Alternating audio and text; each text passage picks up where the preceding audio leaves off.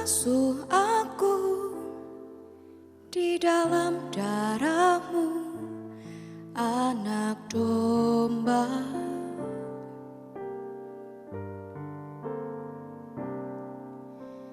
Jamah bibir, luruskan hatiku dengan Roh-Mu.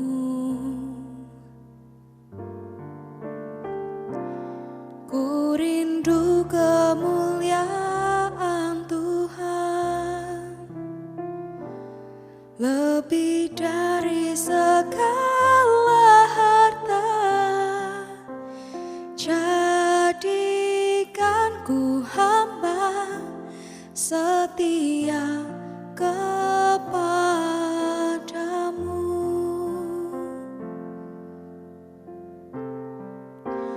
Lebih dari segalanya, ku ingin Kau Tuhan. Emas, perak, dan permata tiada artinya. Ku ingin lebih dekat,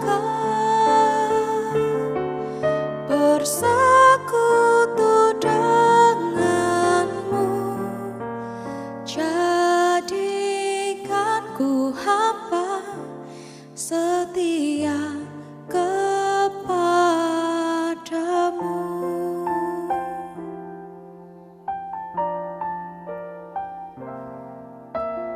Basuh aku di dalam darah-Mu, anak domba.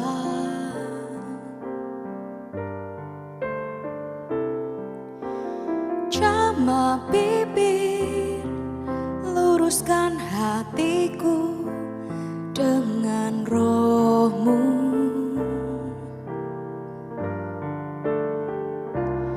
Ku rindu kemuliaan Tuhan lebih dari segala harta.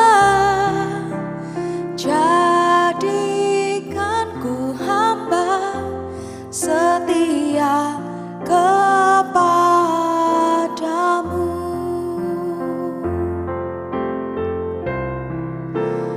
Lebih dari segalanya, ku ingin Kau Tuhan. Emas, perak, dan permata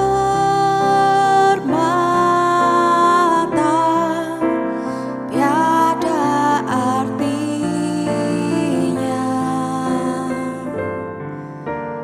Ku ingin lebih dekat, bersekutu denganmu. Jadikan ku hamba setia kepadamu.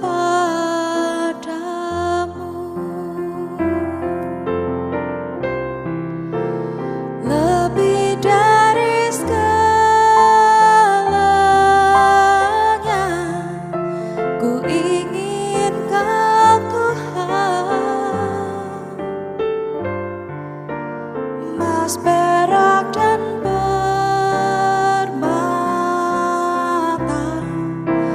tiada artinya. Ku ingin lebih dekat, bersekutu denganmu. Jadikan ku hamba setia kepadamu.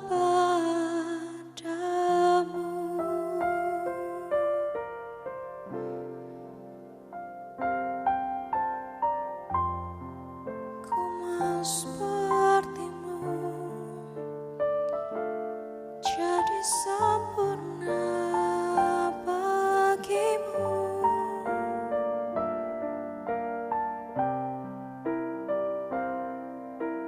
Ini aku,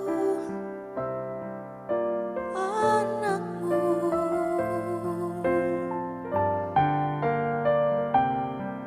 Bantu hidupku, Tuhan. Jadikanku serupa sepertimu,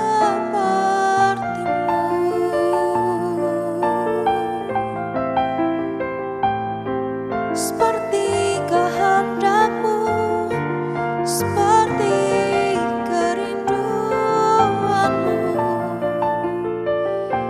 dalam hidupku, dalam rencanamu. Ini aku, ini hatiku.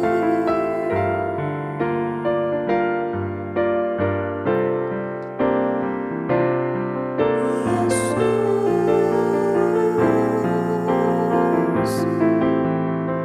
jadikanku hamba-Mu yang taat dan setia, Tuhan. Yesus,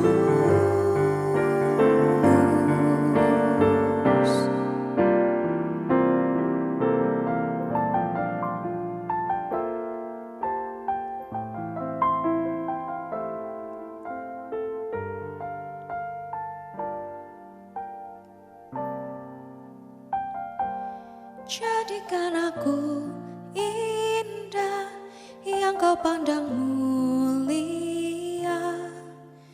seturut karya-Mu di dalam hidupku, dan ajarku berharap hanya kepadamu, taat dan setia kepadamu, Tuhan.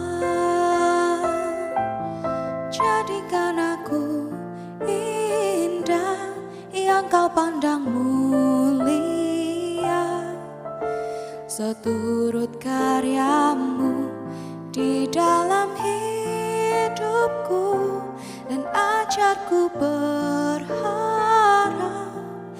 hanya kepadamu, taat dan setia kepadamu,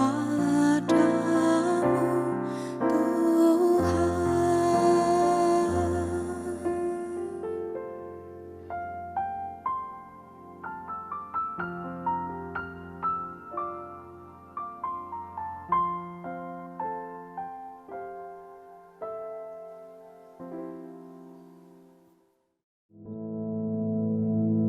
Our Father, which art in heaven, hallowed be thy name. Thy kingdom come, thy will be done in earth as it is in heaven.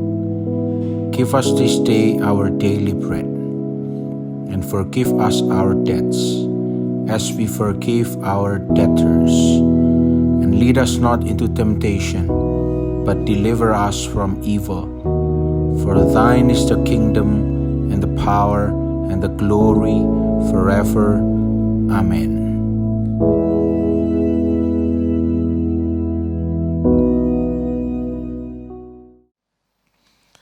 Mari kita akan buka bersama-sama dalam Mazmur pasal yang ke-68.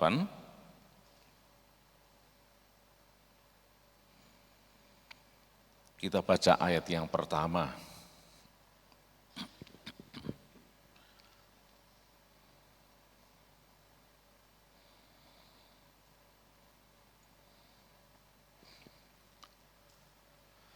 Untuk pemimpin biduan Mazmur Daud, nyanyian.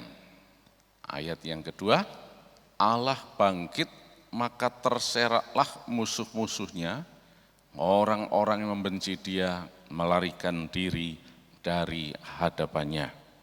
Amin. Sampai di sini pembacaan kita. Ini merupakan mazmurnya Daud yang menyatakan Allah bangkit, let God arise. Di dalam bahasa aslinya dikatakan Yakum Elohim, the Lord will arise. Allah bangkit. Yaputsu, Oyevaf. Dari akar kata puts itu berarti tercerai-berai, terserak-serak. Ketika Allah bangkit, terserak-seraklah musuhnya. Coba kita bisa lihat ini dalam 2 Samuel pasal yang ke-22 ayat yang ke-15. Di situ kita melihat ungkapan Daud ya mengenai, kalau kita baca mulai ayat pertama, ini merupakan juga suatu ungkapan pujian kepada Allah. Nah, sampai ayat 15 ini Daud mengatakan begini, dilepaskannya panah-panah, sehingga diserakkannya mereka, yakni kilat-kilat sehingga dikacaukannya mereka. Jadi ketika Tuhan bertindak, terjadilah tercerai-berai, terserak-serak semua musuhnya. Lebih lanjut kita lihat lagi di dalam Bilangan pasal yang ke-10 ayat yang ke-35. Bilangan 10 ayat yang ke-35. Nah, kalau kita lihat di sini, sekarang Musa, ketika dikatakan dalam ayat 35, apabila tabut itu berangkat, berkatalah Musa, bangkitlah Tuhan supaya musuhmu berserak dan orang-orang yang membenci engkau melarikan diri dari hadapanmu. Nah, dari sini kita bisa melihat ungkapan-ungkapan pujian mengenai bagaimana ketika Tuhan itu bergerak, bertindak, Tuhan take action, maka musuh-musuh itu terserak-serak. Baik dalam pengalamannya Daud, dalam pengalamannya Musa, dalam pengalaman yang lain-lain. Ya. Nah, ada suatu kisah juga kita lihat dalam 1 Samuel pasal yang ke-11. Kalau kita baca mulai ayat pertama, itu diceritakan di sana bagaimana pada saat itu Raja Amon, orang Amon itu bergerak menyerbu Yabes Gilead. Dan kemudian Saul pada saat itu yang baru-baru saja menjadi raja, dia dilapori mengenai kondisi Yabes Gilead ini. Dan mereka semua ketakutan. Tetapi apa yang terjadi?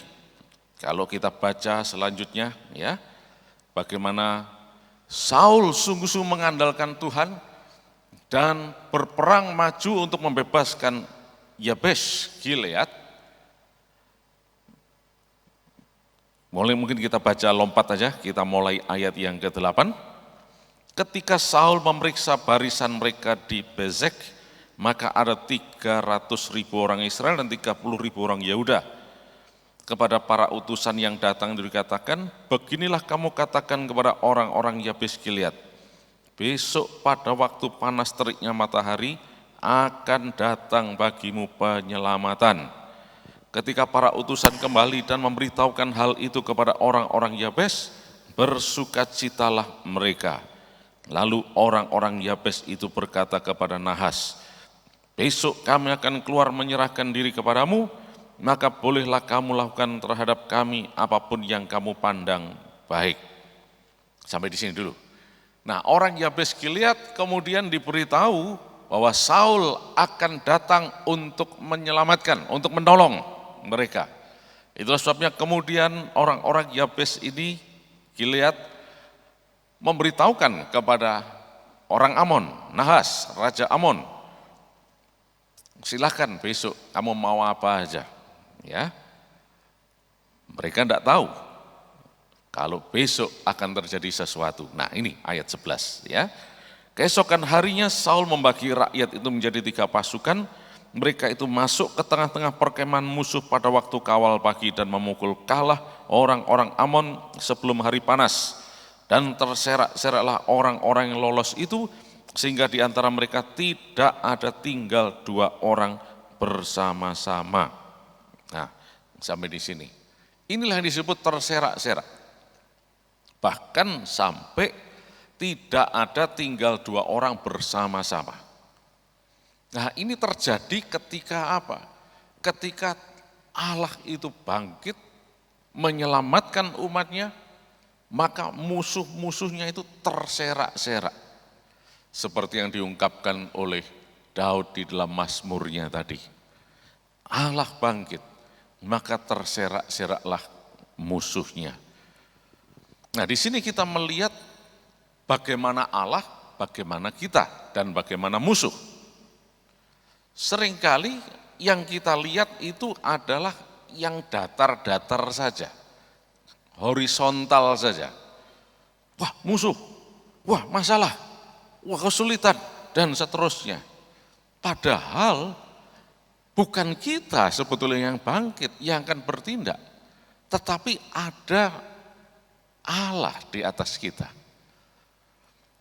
Ketika kita melihat ke atas, maka kita akan melihat penyelamatan pasti terjadi. Pertolongan pasti terjadi. Karena ketika Allah itu nanti bertindak, ketika Allah itu bangkit, maka musuh itu akan terserak-serak.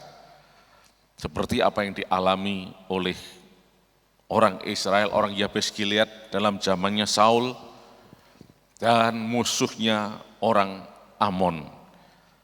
Sampai tidak ada 2 orang tinggal bersama, tercerai-berai sedemikian rupa. Itu sebabnya kata Ibrani Puts itu menyatakan disperse, sudah tercerai-berai sudah. Nah itulah sebabnya Daud tadi dalam Mazmurnya, God will arise, Tuhan bangkit, maka musuhnya terserak-serak. Kita ingat juga suatu peristiwa, kalau kita baca di dalam Kejadian pasal 11, ya, mulai ayat yang pertama, mungkin tidak usah kita baca. Di situ orang-orang berusaha berkumpul untuk mendirikan sebuah menara yang dikenal kemudian sebagai Menara Babel. Kenapa disebut Babel? Karena itu berkaitan dengan kata balal, di mana Tuhan mengacaukan semuanya. Mereka berkumpul untuk bersatu. Dan mereka membangun menara itu untuk mencari nama, untuk mempersatukan, memperkuat diri mereka. Dan ketika Allah melihat usaha yang ilegal seperti ini di hadapan Allah, ilegal di hadapan Allah, sesuatu yang tidak berkenan di hadapan Allah, maka Tuhan bangkit turun tangan. Tuhan bertindak, dicerai-beraikannya mereka ke seluruh dunia. Terpisah-pisah, bukan cuma terpisah saja, tetapi juga sak bahasanya pun juga tercerai-berai. Itulah sebabnya saat ini kalau kita lihat kenapa di dunia ini ada berbagai macam bahasa. Ya, kalau kita di lingkungan kita di sini di kota Mojokerto, mungkin kita tidak terlalu merasa ini, ya, tidak terlalu terasa. Paling-paling kita cuma berkaitan dengan bahasa resmi, bahasa Indonesia, dan bahasa daerah atau bahasa Jawa. Tapi ketika kita berada di luar Indonesia, misalnya berkunjung ke sebuah negara yang namanya Rusia misalnya, udah sampai di sana bingung ya, mau apa ya, pakai bahasa Tarsan aja ya. Nah itu artinya minum ya. Terus kalau mau makan gini ya, atau gini, mungkin orang sana tidak mengerti gini itu apa ya. Malah kalau di wilayah Timur Tengah begini ini lebih mengarah kepada 5 minutes ya, artinya tunggu sebentar, wait a minute, tunggu ya. Wait, ya itu mereka tandanya begini. Kalau di sini tanda begini ini tanda ini terus begini ya. Mungkin kalau di luar negeri tidak mengerti ya, gini aja ya, bahasa Tarzannya begitu ya. Nah ini terjadi karena apa? Memang sekarang bahasa-bahasa itu sudah luar biasa. Apalagi manusia ini traveling ke sana kemari ya. Kalau saudara perhatikan bandara-bandara di seluruh dunia itu, yang namanya pesawat terbang itu hampir tidak pernah terlihat kosong. Setiap hari,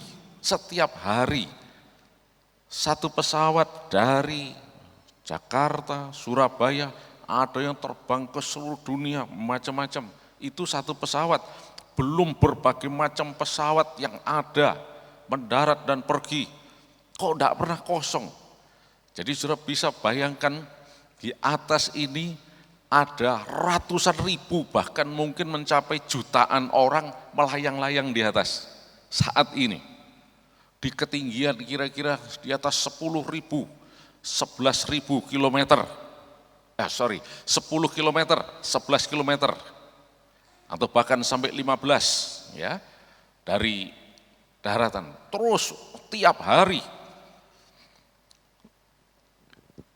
setiap kali saya traveling saya lihat semoga ada yang kosong. Kalau perjalanan jauh ada yang kosong, wah longgar, bisa ya meluruskan kaki dan sebagainya. Tapi kenyataannya hampir tidak ada. Selalu padat. Sampai saya berpikir, lah iya, ini orang-orang ini kok tidak capek ya kemana-mana. Nah di dalam pesawat itu pun pasti minimal 2 bahasa. Bahasa asli dari pesawat itu, negara mana, dan bahasa Inggris. Ataupun ya ditambah lagi bahasa yang lain. Selalu bahasa ini, karena apa? Kita tarik kembali, oh ternyata ini yang namanya tercerai-berai itu, terserak-serak. Ketika Allah bangkit, semuanya diserakkan. Dan diserakkan itu lawan dari persatuan. Persatuan itu suatu kekuatan. Tapi ketika diserak-serakkan, tercerai-berai, maka hancurlah itu. Nah, jadi di sini kita melihat bahwa apa yang diungkapkan oleh pemazmur ini tidak main-main. Allah bangkit, maka terseraklah musuhnya.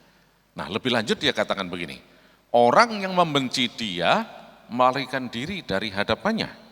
Di dalam ayat yang kedua, Mazmur 68 tadi. Orang yang tidak menyenangkan Tuhan, itu masuk hitungan orang yang terserak-serak. Orang yang tidak suka kepada Tuhan, yang membenci Tuhan, yang tidak suka menyenangkan Tuhan, itulah masuk dalam kelompok yang akan terserak-serak. Sebaliknya orang yang menyenangkan Tuhan akan masuk kelompok orang yang diselamatkan oleh Tuhan, dilindungi, ditolong oleh Tuhan. Tuhan yang berkuasa, Tuhan yang bertindak. Nah, jelas sekarang. Jadi tugas kita bukan menyerak-nyerakkan, tugas kita cuma menyenangkan Tuhan saja. Ketika kita sungguh-sungguh menyenangkan Tuhan, maka Tuhan akan take action, Tuhan akan bertindak. Musuh ini akan terserak-serak. Kalau kita melihat sebuah proyek, ya, di situ ada tumpukan pasir, tumpukan batu kerikil, termasuk juga tumpukan batu besar, ada tumpukan semen, dan apalagi, ya, itu semuanya terpisah-pisah satu dengan yang lain. Tapi ketika ini dipersatukan, dicampur, menjadi suatu kekuatan dan dibentuk menjadi satu pilar dan kemudian menjadi sebuah bangunan atau gedung menjadi suatu kekuatan. Yang tadi cuma kelihatan seperti pasir, mungkin diserak-serakan masih bisa, batu kerikil diserak-serakan masih bisa, tetapi setelah bercampur jadi satu kekuatan, nggak bisa digoyah lagi, menjadi suatu bangunan yang kokoh. Nah, kemudian bangunan ini mungkin usianya sudah sekian lama dan sudah expired, kedaluarsa, harus dibongkar. Apa yang dilakukan? Diserakkan lagi dengan dipukul palu godam dan sebagainya, supaya apa? Kekuatannya menjadi rontok, batu kerikilnya dipisah-pisah lagi, kekuatan ikatan semennya dipecah belah, dan akhirnya bangunan itu tidak jadi kuat, tidak kuat lagi, dan dengan mudah dirobohkan dan diratakan dengan tanah. Kita lihat di sini jelas bahwa dengan diserak-serakan itu, maka tidak ada kekuatan lagi, tidak ada kuasa lagi. Ketika Tuhan bangkit, musuh diserakkan. Apapun yang coba menyerang kita, permasalahan, sakit, penyakit, dan sebagainya, diserakkan oleh Tuhan, tidak akan terjadi kekuatan dalam diri semuanya itu, dan tidak akan berhasil menyerang kita. Sebaliknya, kita akan berkemenangan di dalam nama Yesus Kristus. Karena kita selalu hidup menyenangkan Tuhan, Tuhan akan bertindak, membuat itu semua terserak-serak. Jadi kuncinya cuma Tuhan. Kuncinya cuma Tuhan. Menyenangkan Tuhan, arahkan pandangan kepada Yesus, maka kita akan melihat mujizat-mujizat terjadi. Haleluya. Allah bangkit, maka terseraklah musuh-musuhnya. Let God arise and the enemies be scattered. Mari kita bangkit berdiri, kita bersyukur kepada Tuhan. Terima kasih Yesus, Engkau Allah yang baik untuk kami Tuhan. Dan di dalam nama Tuhan Yesus Kristus sepanjang hari ini, diberkati berkelimpahan. Tuhan akan bangkit bertindak, Tuhan akan melindungi, Tuhan akan memberikan kesehatan, keberhasilan, dan berkat yang berkelimpahan di dalam nama Tuhan Yesus Kristus. Yang percaya diberkati, mari katakan sama-sama, selamat pagi, Tuhan Yesus memberkati.